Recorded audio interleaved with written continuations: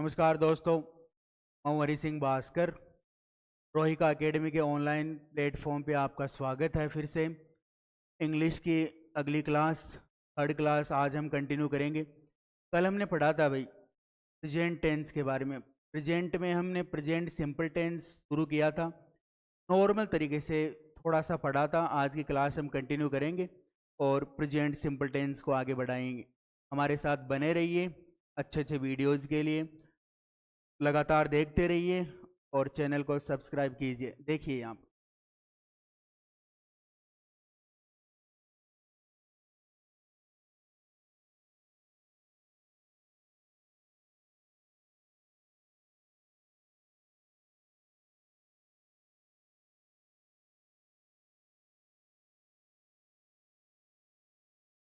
हमारा टेंस है present simple tense. Present simple tense पढ़ रहे थे भाई, ठीक है।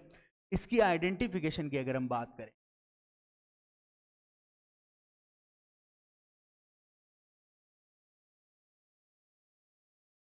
प्रेजेंट सिंपल के आइडेंटिफिकेशन की हम बात कर रहे थे और उसी को हम आगे बढ़ाते हैं। देखिए, इसमें जो ऑक्सिलरी वर्ब आती है भाई,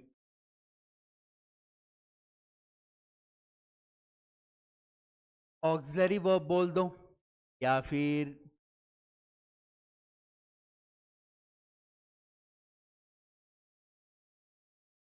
हेल्पिंग वर्ब बोल दो। ऑक्सिलरी वर्ब या फिर हेल्पिंग वर्ब कौन सी आती है भाई इसमें? देखो, एक तो आती है डू और एक कौन सी आती है भाई? डज आती है। बोलिए, प्रेजेंट सिंपल टेंस में ऑक्सिलरी वर्ब है, वो कौन सी आती है?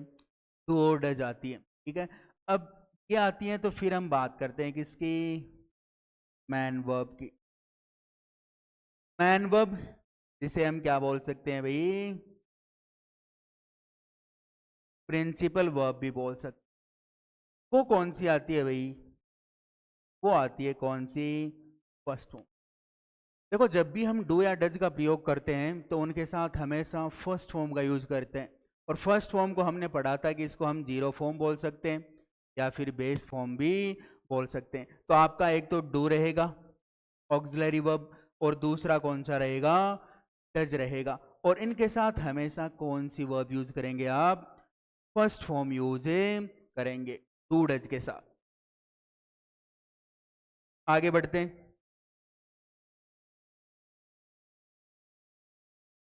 जब भी हम बात करते हैं किसकी? डू की। डू ऑक्सिलरी वर्ब की बात करते हैं तो इसका प्रयोग कहाँ करते हैं भाई? जब भी हमें नजर आए कौन? सब्जेक्ट। लेकिन वो सब्जेक्ट कहना कैसा होना चाहिए? प्लूरल होना चाहिए।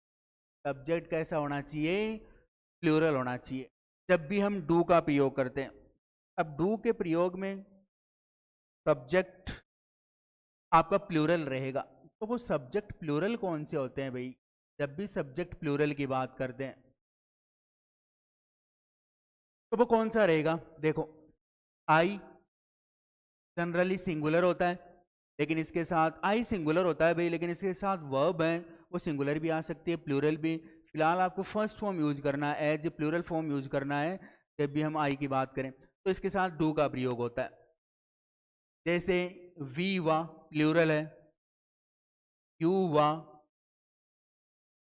दे वा, या फिर क्या हो सकता है भाई? कोई कोई प्लूरल नेम हो सकता है। कोई प्लूरल नेम दे रखा है तो हम डू का प्रयोग करेंगे।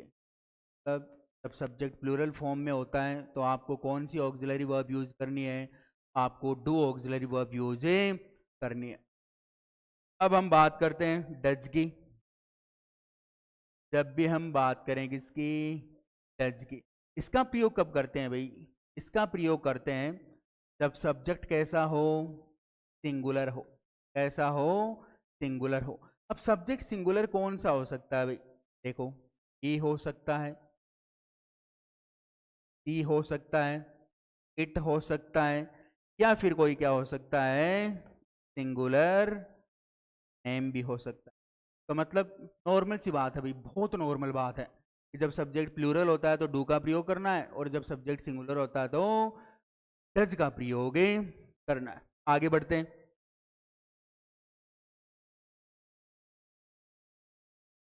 आगे हम बढ़ते हैं, कुछ एग्जाम्पल लेते हैं नॉर्मल तरीके से। जैसे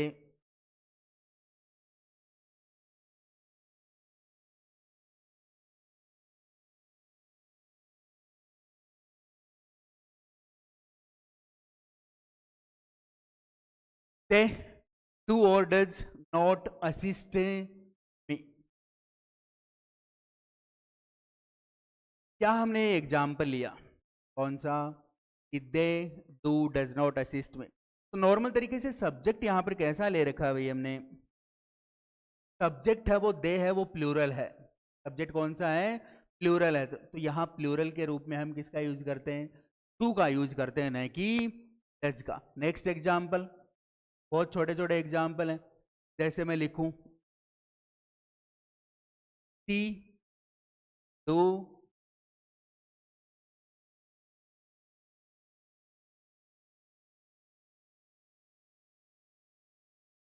तो यहां हमने लिखा, बोलो सब्जेक्ट कौन सा है भाई, सी है। सब्जेक्ट कौन सा है, सी है। अगर सब्जेक्ट सी है तो ये सब्जेक्ट कैसा है भाई, सिंगुलर है। जब सब्जेक्ट सिंगुलर होता है तो हम कौन सी ऑक्सिलरी वर्ब का यूज करते हैं, डज का यूज करते हैं। अगला एग्जाम्पल,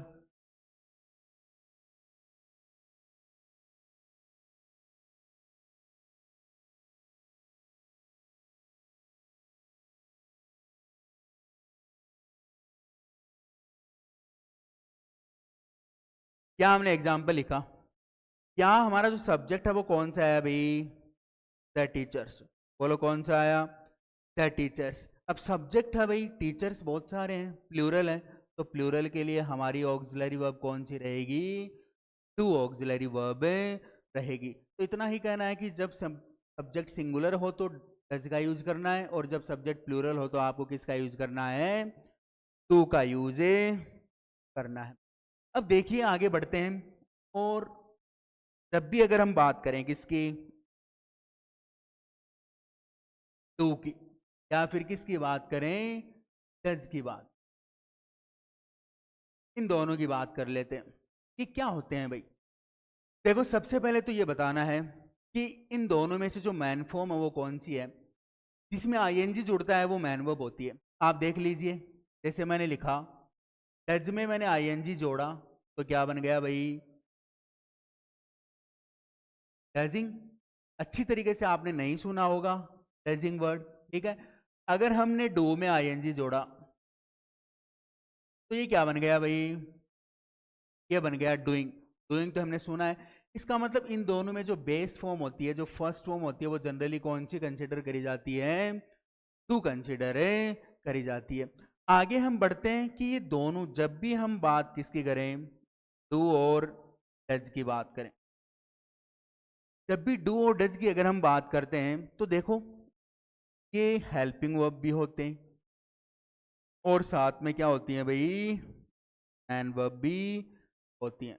डू और डज को केवल आपको ऑक्सिलरी वर्ब या हेल्पिंग वर्ब कंसिडर नहीं करना है, या हेल्पिंग वर्ब भी होती हैं और साथ साथ में मैन वर्ब भी होती हैं। अब कब होती हैं भाई मैन वर्ब, तो देखिए केस फर्स्ट क्या है, केस फर्स्ट कौन सा है, जरा देखिए।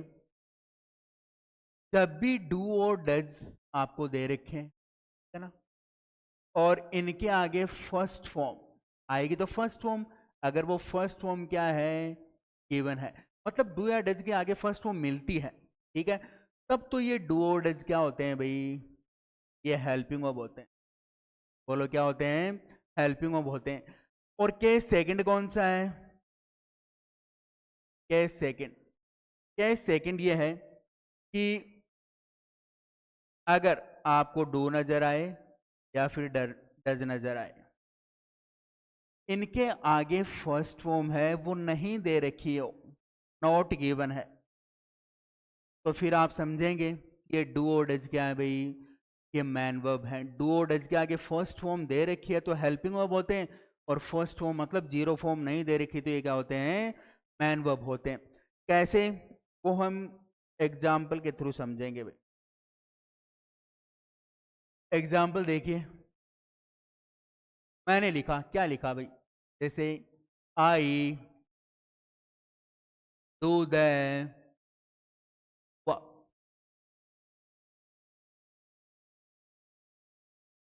प्रॉपरली।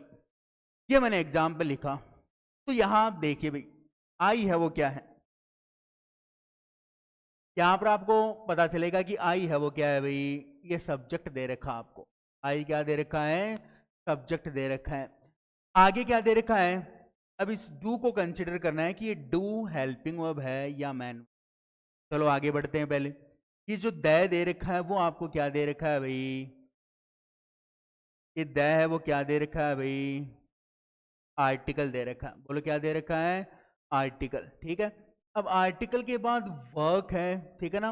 अगर आप नॉर्मल तरीके से जैसे प्रॉपरली एल वाई आप कंसिडर करते हैं कि ये एडवर्ब है, चलो मैं एक बार इसको हटा देता हूं। अब देखिए ये वर्क है, आर्टिकल के बाद आपको जनरली क्या मिलता है भाई, नाउन मिलता है। तो आप समझिए आर्टिकल भी दे रखा है, आगे नाउन दे रखा है, मतलब फर्स्ट फॉर्म नहीं दे रखी। इसका मतलब ये डू है वो यहाँ पर क्या है भाई, वो मैन वर्ब है। बोलो डू क्या है, मैन वर्ब है। ठीक है, आगे फर्स्ट फॉर्म नहीं दे रखी, मतलब डू खुद है मैन वर्ब है। ठीक है, और एग्जाम्पल देखते हैं भाई। जैसे मैंने लिखा आई डोंट फॉलो हिम। तो यहां मैंने लिखा जैसे ही, तो आपको समझ में आएगा भाई कि ये डू दे रखा है, नेगेटिव है तो कोई दिक्कत नहीं, नेगेटिव सेंटेंस है। लेकिन आगे फॉलो है वो क्या दे रखा है भाई, फर्स्ट फॉर्म दे रखा है। आगे फर्स्ट फॉर्म दे रखा है, इसका मतलब ये डू है वो यहाँ पर क्या है भाई, हेल्पिंग वर्ब है। बोलो डू क्या है, हेल्पिंग वर्ब है। ठीक है, अब ये सारे पार्ट्स ऑफ स्पीच पे डिपेंड करते हैं भाई किस तरीके से, क्यों। जैसे कि मैंने अभी आपको एक बताया कि वर्क, हमने वर्ड लिया कौन सा, वर्क। वर्क का मतलब होता है कार्य। ठीक है, अब जैसे मैंने एग्जाम्पल लिखा, जैसे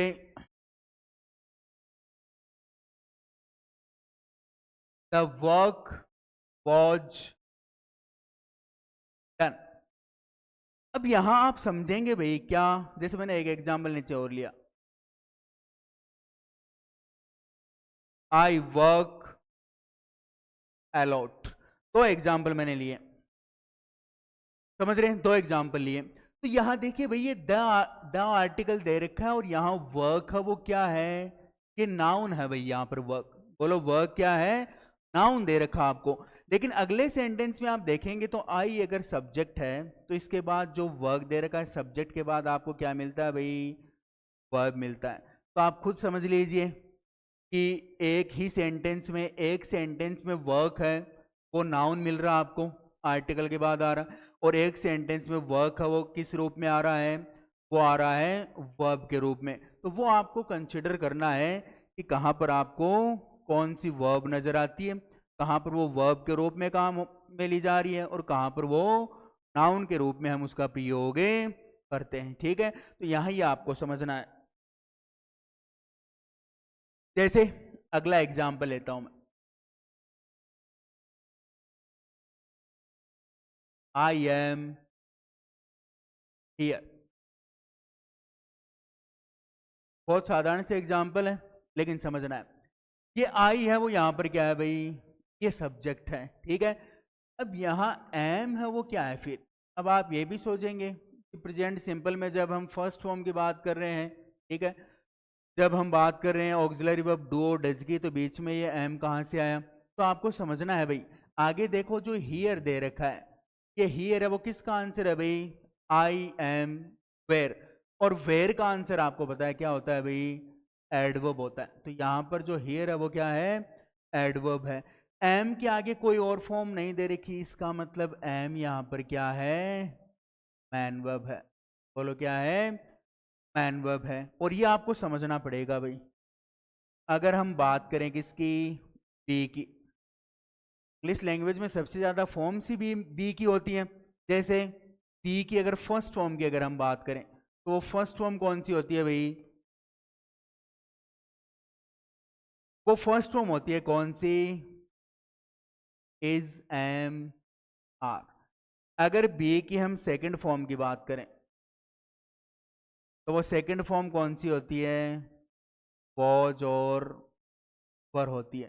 तो ऐसा नहीं समझना है कि जब भी आपको कौन नजर आए ये इज एम आर, तो ये प्रेजेंट सिंपल में भी इनका यूज होता है, क्योंकि यहाँ पर ये मैन वर्ब है, मैन वर्ब की फर्स्ट फॉर्म होती है भाई, न कि ये ऑक्सिलरी वर्ब होती है। तो यहाँ इज हो चाहे एम हो चाहे आर हो, तीनों प्रेजेंट सिंपल टेंस में फर्स्ट फॉर्म के रूप में प्रयोग में ली जा सकती हैं। इसलिए यहाँ पर जो एम है वो मैन वर्ब की फर्स्ट फॉर्म है।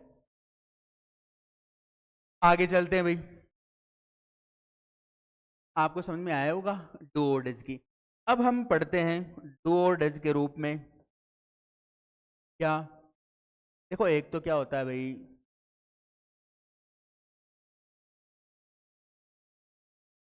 कॉन्ट्रैक्टेड फॉर्म, कौन सी, कॉन्ट्रैक्टेड फॉर्म, और दूसरी कौन सी होती है भाई,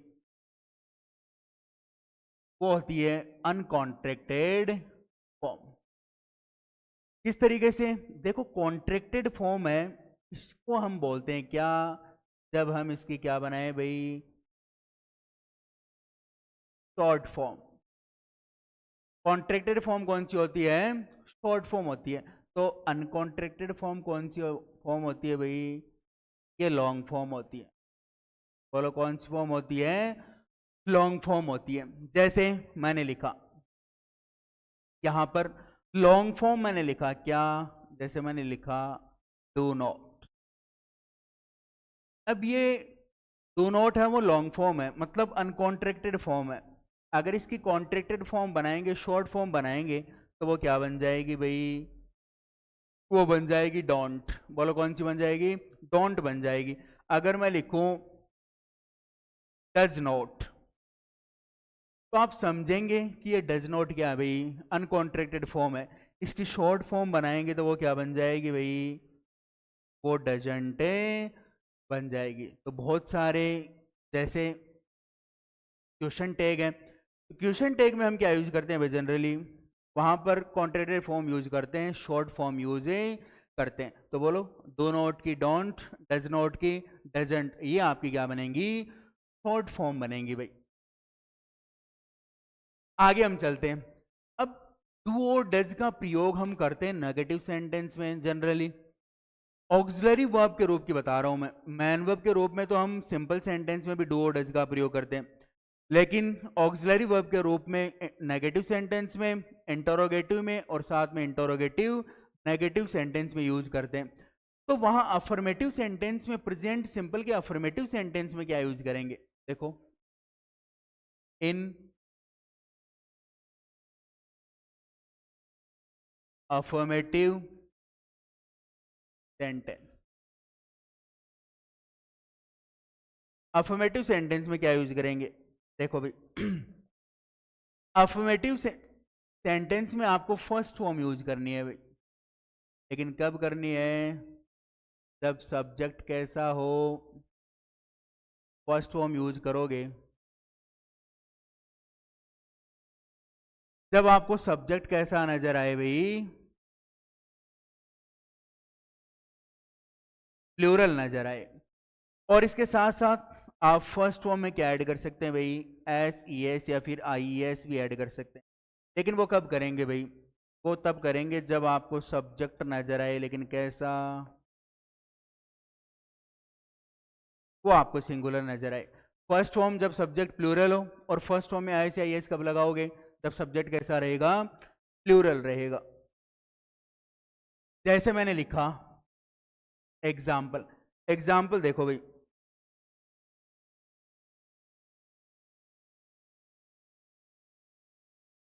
द बर्ड, आपको बताना है या तो फ्लाई आएगा या फिर फ्लाइज आएगा। अब यहां पहला एग्जाम्पल है, अब आपको पता है भाई ये आपको दैवर्ड, थोड़ी देर पहले डिस्कस करा था कि आर्टिकल के बाद जनरली नाउन का यूज होता है। तो बर्ड है वो नाउन है, लेकिन नाउन कैसा, एक ही बर्ड तो है भाई, तो फिर नाउन कैसा है, सिंगुलर है, मतलब सब्जेक्ट कैसा है, सिंगुलर है। जब सब्जेक्ट सिंगुलर होता है तो मैन वर्ब में एस या यस लगता है, तो यहाँ फ्लाइज आएगा, नहीं कि फ्लाई आएगा। दूसरा अगर यही एग्जाम्पल में लिखूं, बर्ड्स फ्लाई और ए फ्लाई, अगला एग्जाम्पल हमने ये लिखा, तो इसमें आपको समझ में आएगा कि द बर्ड्स ज्यादा है, ठीक है। तो यहाँ पर मतलब सब्जेक्ट कैसा है भाई, प्लूरल है। बोलो सब्जेक्ट कैसा है, प्लूरल। जब सब्जेक्ट प्लूरल होता है तो जनरली मैन वर्ब में एस या यस नहीं लगता, तो यहाँ पर क्या आ जाएगा, फ्लाई आ जाएगा। अगला एग्जाम्पल देखो देखो,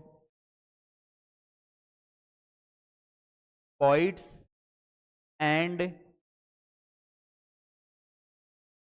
pancakes is a good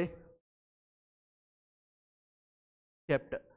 अब आपको ये भी समझना है भाई, यहां पर इज आएगा, आर आएगा, ये वाला पॉइंट है। तो देखिए यहां पोइट्स दे रखा है, कंजक्शन एंड दे रखा है।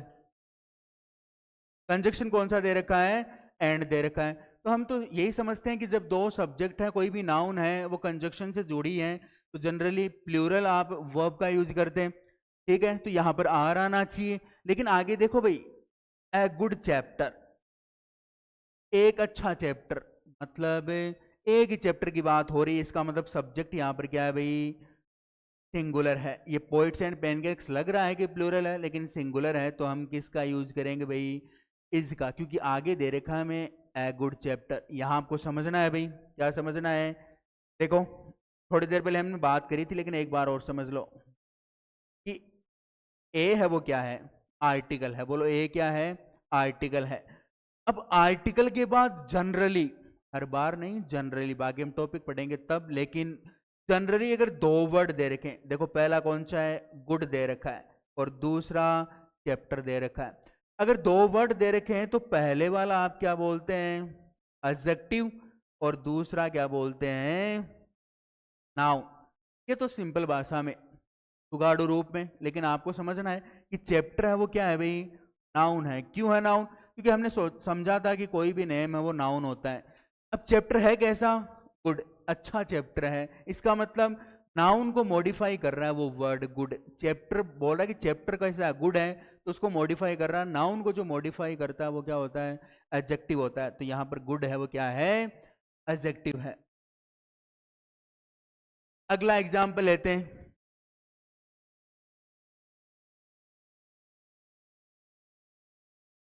फिजिक्स इज और आर टफ। हमने यहां लिखा भाई, कौन सा सब्जेक्ट है अपना, अपना सब्जेक्ट है फिजिक्स। फिजिक्स, तो यहां देखो इसमें लास्ट में क्या जुड़ा हुआ है, एस जुड़ा हुआ है। तो आपको ये भी समझना है कि हमने तो ये पढ़ा था लैंग्वेज के हिसाब से कि किसी सब्जेक्ट में अगर एस जुड़ा हुआ है तो वर्ब प्लूरल होती है, ठीक है।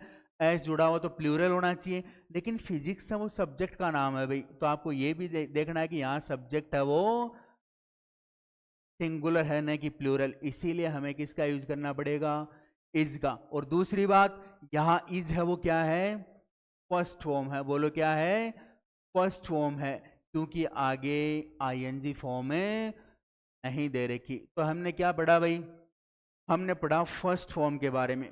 देखो डू और डज के साथ हमेशा फर्स्ट फॉर्म आती है। डू का प्रयोग जब सब्जेक्ट प्लूरल हो, डज का प्रयोग जब सब्जेक्ट सिंगुलर हो। वर्ब की फर्स्ट फॉर्म हमें अफर्मेटिव सेंटेंस में तो वही यूज करनी है भाई, है ना, जो सिंपल साधारण वाक्य होते हैं। अगर सब्जेक्ट सिंगुलर हो तो फर्स्ट फॉर्म के साथ ऐसे यस लगाना है। अगर सब्जेक्ट प्लूरल है तो मैन वर्ब की जो फर्स्ट फॉर्म होती है, ठीक है ना, वो फर्स्ट फॉर्म ही रहती है, उसमें ऐसे नहीं लगता। वो हमने एग्जाम्पल में पढ़ लिया। आगे बढ़ते हैं। अब प्रेजेंट सिंपल के क्या पढ़ेंगे भाई, some basic rules.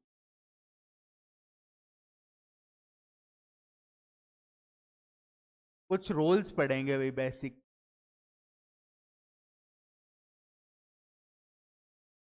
Present simple के कुछ बेसिक रूल्स पढ़ने वाले हैं। और उसमें पहला रूल कौन सा है, पहला रूल कौन सा है, वो है हैबिट। बोलो कौन सा है, हैबिट का मतलब आदत होता है। जब भी आपको हैबिट से रिलेटेड कोई सेंटेंस नजर आता है मतलब प्रेजेंट सिंपल टेंस यूज करना है। फॉर एग्जाम्पल मैंने लिखा कि दे, अब यहां पर ये स्मोक करना उनकी हैबिट है, तो यहां देखो सेंटेंस भी तो कौन सा है, अफर्मेटिव ही है। तो अब यहां पर सब्जेक्ट दे रखा आपको दे, क्या दे रखा है, ये सब्जेक्ट दे रखा है दे, और दे प्लूरल होता है। तो हमने थोड़ी देर पहले चर्चा करी थी कि प्लूरल है तो फिर मैन वर्ब की फर्स्ट फॉर्म का यूज होता है, उसमें ऐसे ही ऐसे नहीं लगता। तो या तो आप फर्स्ट फॉर्म यूज करोगे या ऐसे ही एस, वो डिपेंड किस पे करता है, सब्जेक्ट पे डिपेंड करता है। हमारा दूसरा रूल है वो कौन सा है, इसमें दूसरा रूल है वो देखिए, दूसरा रूल अपना आएगा वो डेली रूटीन। नाम थोड़े चेंज हैं लेकिन पहले और दूसरे रूल में कोई ज्यादा फर्क नहीं है। कैसे, जैसे मैं लिखूं T wakes up early in the morning, तो यहां हमने लिखा कि वह सुबह जल्दी उठती है, ये उसका डेली का रूटीन है। क्या है, डेली का रूटीन है। अब डेली का रूटीन है तो यहां नजर डालिए आप, सब्जेक्ट के बाद हमने वेक्स लिखा है, ठीक है। क्यों क्यों लिखा है, क्योंकि सब्जेक्ट कैसा दे रखा है भैया आपको, सिंगुलर दे रखा है। और जब सब्जेक्ट सिंगुलर होता है तो हमने थोड़ी देर पहले चर्चा करी थी कि मैन वर्ब में ऐसे ऐसे लगता है, और क्योंकि ये डेली रूटीन की बात हो रही है इसलिए हमने फर्स्ट फॉर्म का यूज करा। सारी में फर्स्ट फॉर्म यूज करेंगे हम। हाँ, शर्त यह है कि सेंटेंस अफर्मेटिव होना चाहिए, नेगेटिव है तो डू डज आ जाएंगे, ठीक है। आपको समझ में आ जाएगा थोड़ी देर पहले, थोड़ी देर बाद। देखिए तीसरा तीसरा रूल, अपना तीसरा रूल कौन सा है, वो है जनरल। कौन सा है, जनरल ट्रूथ है, मतलब नॉर्मल जिसको हम ट्रूथ यहां पर सच्चाई तो होती है आपकी, ठीक है ना। ऐसा कौन सा रूल है, देखिए जैसे मैंने एग्जाम्पल लिखा would plot on the water. अब जेन्यून सेंस में हम बोलते हैं कि वुड है मतलब लकड़ी है वो पानी पे तैरती है, तो ये नॉर्मल सा सेंटेंस है, ठीक है। सेंटेंस कैसा है, अफर्मेटिव है, क्योंकि ना तो कोई क्वेश्चन मार्क दे रखा और ना कोई नेगेटिव वर्ड यूज कर रखा। तो हमने क्या बोला कि अफर्मेटिव सेंटेंस में फर्स्ट फॉर्म यूज करोगे या उसमें एस या यस लगाओगे। तो यहां देखो ये वुड है, ये वुड है, वो सब्जेक्ट कैसा है बताओ, वुड क्या है भाई, पहले तो ये नाउन है, और नाउन कैसी है, अनकाउंटेबल। कैसी नाउन है, अनकाउंटेबल। देखो मटेरियल नाउन है, इस किसी भी इस किसी से भी कोई चीज का निर्माण होता है मतलब वो मटेरियल नाउन मानते हैं, और मटेरियल नाउन हमेशा क्या होती है भाई, अनकाउंटेबल होती है। और जब भी कोई नाउन अनकाउंटेबल होती है तो इसका साथ वर्ब कैसी आती है, सिंगुलर आती है। तो ये अनकाउंटेबल है तो वर्ब सिंगुलर आएगी, तो सिंगुलर आएगी तो हम क्या लिखेंगे, प्लॉट लिखेंगे। लेकिन सिंगुलर सब्जेक्ट होता है तो उसमें हम एस लगाते हैं, तो फ्लोट का क्या बन जाएगा, प्लॉट्स बन जाएगा। अगर इसी एग्जाम्पल को मैं दूसरे तरीके से लिखूं, जैसे iron not plot on the water. अब यहां आयरन भी कैसी नाउन है भाई, आयरन भी अनकाउंटेबल नाउन है, ठीक है, अनकाउंटेबल नाउन है। लेकिन आप पॉइंट समझेंगे क्या, कि हमें तो फर्स्ट फॉर्म यूज करनी थी, लेकिन यहां पर क्या दे रखा है, नोट दे रखा है। अब हमें फर्स्ट फॉर्म से कोई मतलब नहीं है। जब भी सेंटेंस नेगेटिव होता है तो ऑक्सिलरी वर्ब आती है, और तुम्हें पता है कि ऑक्सिलरी वर्ब इसमें कौन सी है, इसमें डज है। नेगेटिव होता है तो हम क्या लगाते हैं, नॉट लगाते हैं, और फिर आगे फर्स्ट फॉर्म कौन सी दे रखी है, प्लॉट। तो ये क्या आ गई, प्लॉट। तो देखो एक एग्जाम्पल अफर्मेटिव था तो हमने फर्स्ट फॉर्म यूज करी, सब्जेक्ट सिंगुलर है तो, और जब सेंटेंस नेगेटिव है तो केवल फर्स्ट फॉर्म यूज नहीं करनी है, हमें साथ साथ में हेल्पिंग वर्ब भी यूज करनी है। इसलिए हमने किसका यूज किया, डज का यूज करा, क्योंकि सब्जेक्ट कैसा है भाई, सिंगुलर है। फोर्थ पॉइंट पढ़ते हैं। फोर्थ पॉइंट कौन सा है, फोर्थ पॉइंट है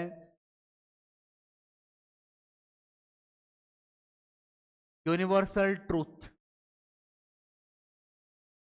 इससे पहला क्या था भाई, जनरल ट्रूथ। यूनिवर्सल ट्रूथ मतलब तो सब जानते हैं, आप भी जानते हैं। कैसे, मैंने लिखा एग्जाम्पल, द सन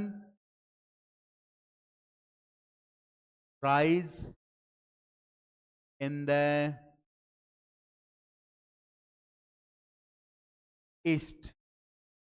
सन है वो राइज कहाँ होता है भाई, ईस्ट में, ठीक है। मतलब सब जानते हैं, सब्जेक्ट द सन है, सिंगुलर है, और सेंटेंस भी कैसा है, अफर्मेटिव है, ठीक है। और ब्रैकेट में आपको कौन सी फॉर्म दे रखी है भाई, हमेशा आपको फर्स्ट फॉर्म मिलती है, ठीक है। तो फर्स्ट फॉर्म आप लिख दो, आपने क्या लिखा, राइज लिखा, लेकिन सब्जेक्ट सिंगुलर है तो राइज में हमने क्या ऐड कर दिया, राइज में एस ऐड कर दिया। तो ये भी बात आप है, ठीक है ना, कि द सन राइजेज है ईस्ट, ठीक है।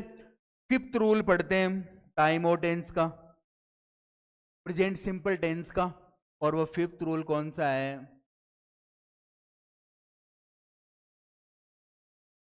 वो है साइंटिफिक ट्रूथ। वो कौन सा है, साइंटिफिक ट्रूथ है, मतलब जो एक साइंटिस्ट ने प्रूव करा है कि हाँ ऐसा सच है, ठीक है। जैसे मैं एग्जाम्पल लिखूं, water boil at the 100 degree Celsius. अब हमको पता है भाई पानी है वो 100 सेंटीग्रेड पर उबलता है, ठीक है, साइंटिस्ट ने प्रूव करा है, लेकिन हमें तो प्रेजेंट सिंपल टेंस यूज करना है, ठीक है। तो यहां देखिए आपको नजर आएगा कि आपको फर्स्ट फॉर्म यूज करनी है, ठीक है, लेकिन सब्जेक्ट पे जाइए, सब्जेक्ट वाटर है, मैं फिर रिपीट कर रहा हूं, वाटर है वो अनकाउंटेबल नाउन है, अनकाउंटेबल नाउन के साथ आप सिंगुलर वर्ब का यूज करते हैं। तो वाटर है तो बॉयल लिख दीजिए भाई, आपने बॉयल लिखा और बॉयल में क्या लगा दिया, एस, क्योंकि सिंगुलर है। क्यों है भाई, आप समझिए, जैसे मैंने लिखा वाटर, क्या लिखा, वाटर लिखा, ठीक है।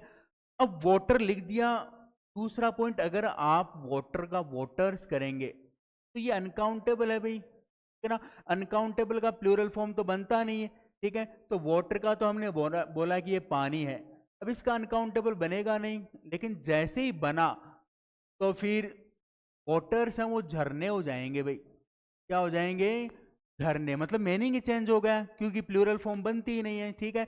अगर आपको याद रखना है तो आप और याद रखें भाई, जैसे मैंने लिखा वाटर, वाटर का एक वर्ड कौन सा होता है, एडम्स एल। वर्ड मीनिंग के रूप में आपको याद करना है कि वाटर का सिनोनिम है एडम्स एल। जब भी आपको नजर आए कौन है, ठीक है ना, एडम्स एल, वर्ड मीनिंग के रूप में, तो एडम्स एल क्या होता है भाई, वाटर होता है। ये अनकाउंटेबल है, इसके साथ वर्ब सिंगुलर यूज करनी है, और वर्ब सिंगुलर तब होती है जब उसमें एस या ई एस, ठीक है ना, या फिर आप आई एस ऐड करते हैं। इसीलिए वाटर सिंगुलर हमने बोला, इसीलिए बॉयल का हमने क्या किया, बॉयल से किया। चलिए बढ़ते हैं अगले रूल में। अगला रूल अपना कौन सा है, सिक्स्थ रूल है, और वो सिक्स्थ रूल कौन सा है, देखिए मैं लिखूं क्या, रेगुलर एक्शन, रेगुलर एक्शन, मैंने लिखा क्या, रेगुलर एक्शन मतलब कोई नियमित कार्य हो, ठीक है। जैसे एग्जाम्पल लिखो, टी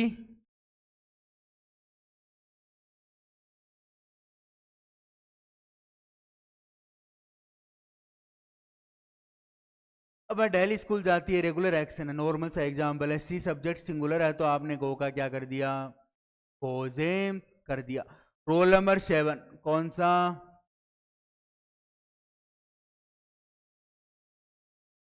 इरेगुलर एक्शन।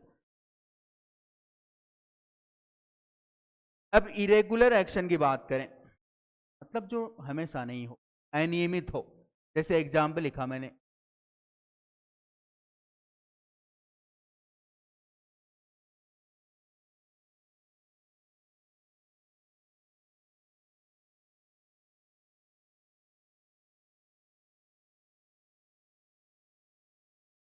अर्थक्वेक्स मतलब भूकंप। अब जापान में भूकंप आते हैं, दिल्ली थोड़ी आते हैं, दिल्ली नहीं आते, मतलब ये अनियमित कार्य है, लेकिन मोस्टली आते हैं, ज्यादा आते हैं, ठीक है।